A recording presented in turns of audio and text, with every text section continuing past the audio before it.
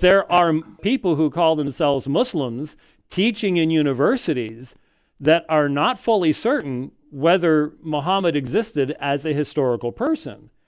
And there are people teaching in universities all over the place that look at the doctrine of the Trinity as primarily being the reflection of the church over time, guided by tradition, and not a divine revelation based upon God speaking.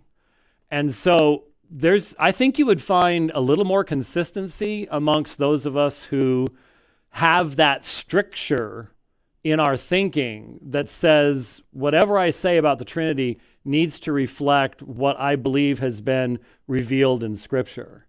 So I would just encourage you to sort of keep a map of where the people you're citing are, because I would listen to you and you would talk about Unitarian Christians.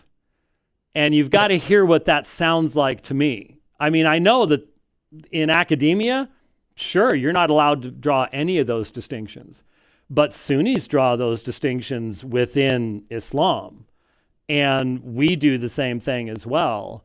And I find much more consistency in understanding where Muslim scholars I'm reading are coming from if I can find that background information. I think you'd find it useful in because I'm getting the feeling you're continuing your studies, that you're not done yet, right? Yeah, no. Yeah, it's not like a closed case. I mean, pursuit of knowledge is lifelong, so I don't think there's really any stopping to it. And I, of course, understand and I appreciate that. So when I say Unitarian Christian in my videos, I guess what maybe you're wanting me to say is Unitarian and just leave out the Christian part. Well, you wouldn't have any problem with my drawing the line at that point. No, because, not at I all. mean, Yeah. there are many a Muslim that would say there are certain definitional doctrines that you can't compromise on. And that's why I don't know if you saw it. I just heard about this. Where was it? I think it is in London. Was it in London? Anyways, they're building a church that is going to be inhabited by a Jewish congregation, a Christian congregation, and a Muslim congregation. And they're calling it the Church of One.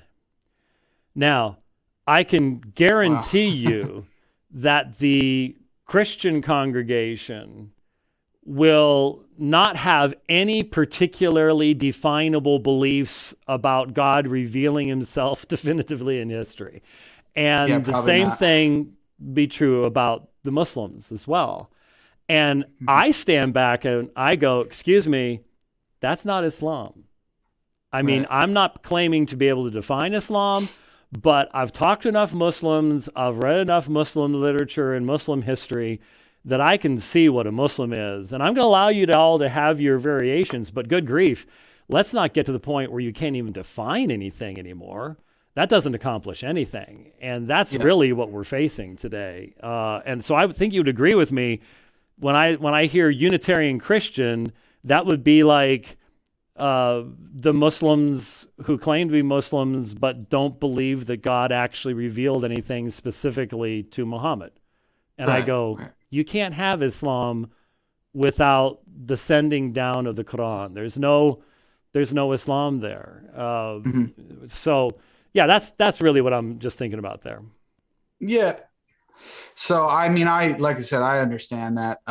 So I hope people understand that there's not that much behind that statement other than just using it, as common speech in the video. That's all really. Oh yeah.